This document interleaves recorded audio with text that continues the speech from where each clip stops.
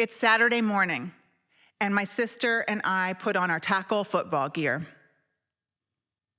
It's the 1970s in New York City, and my mom's in her full feminist phase.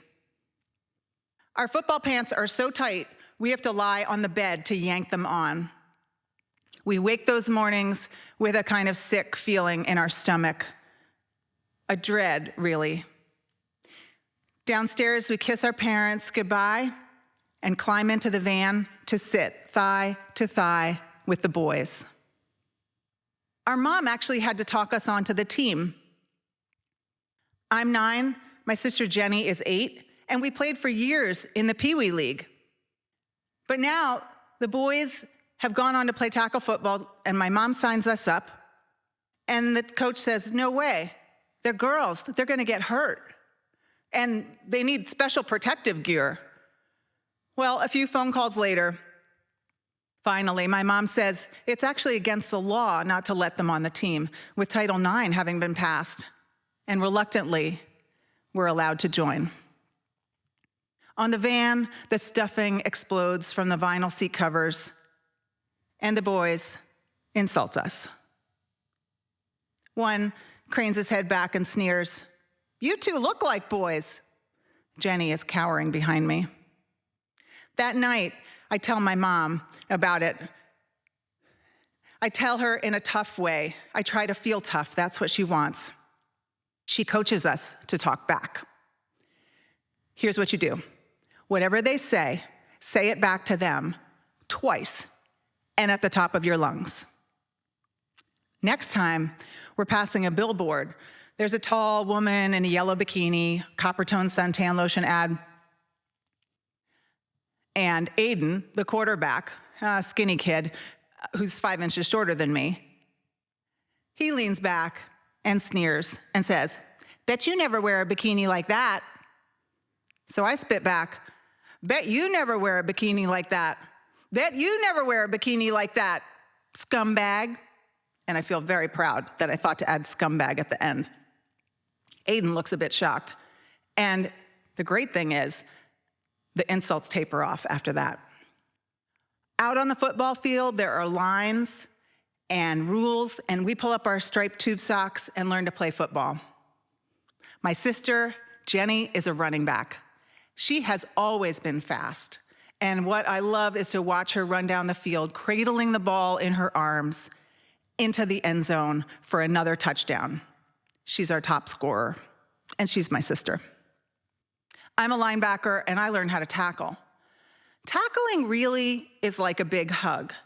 I wrap my arms around the boy's knees, push all my weight into him, and pull him down onto the grass, that satisfying thud. In the afternoons, we play games against other teams. 4 years in this sports league, there's never another girl. And whether we win or lose, at the end, when we take off our helmets, the other team shouts out, "Oh man, those are girls on their team." And sometimes that feels good. I say, "Yeah, and we beat you." But a lot of the time, our teammates look like they'd rather die or vaporize us, or both.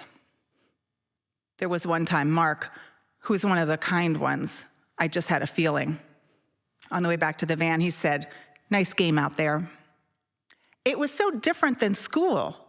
We wore uniform skirts, and if I fell down in PE class, the gym teacher sent me to the nurse, this little room with white cots that smelled like antiseptic. One time, a kid named Terrence, stocky with a buzz cut, decided to pick a fight with me. And he grabbed my arm and scratched so hard down the back of my hand that it started bleeding. I had this queasy feeling in me. I could feel just how much he hated me. The coach backed us up in moments like that. He bandaged my hand, made Terrence sit out for a few plays, but still, it hurt. And I never knew where the next lashing out was going to come from.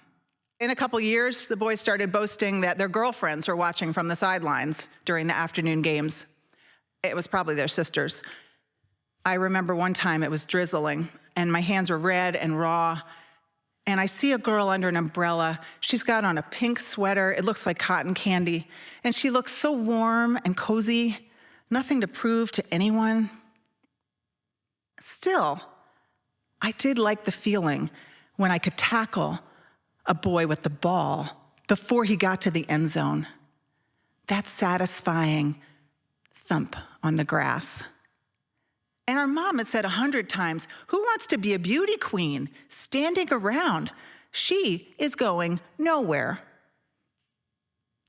And one time in the huddle, Aiden leans in to tell us the play, and he squints at me through his face mask. And I see on the outside of his helmet a magazine page.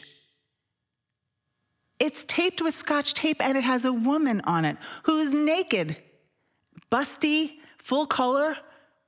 What is she doing on his helmet?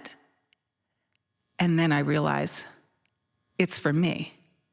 He's saying, this is a real woman. This is everything that you are not.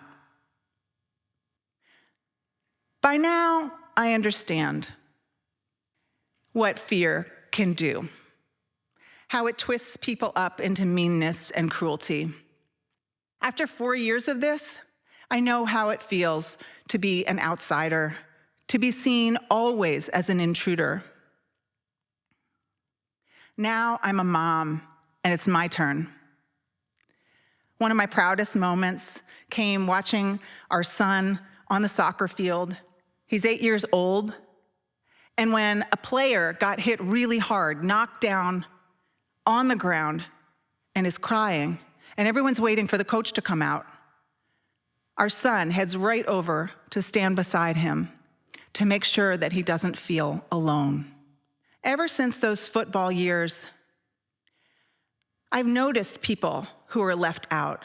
I've had a kind of special attention for those who are on the outside, and I've reached out however I can.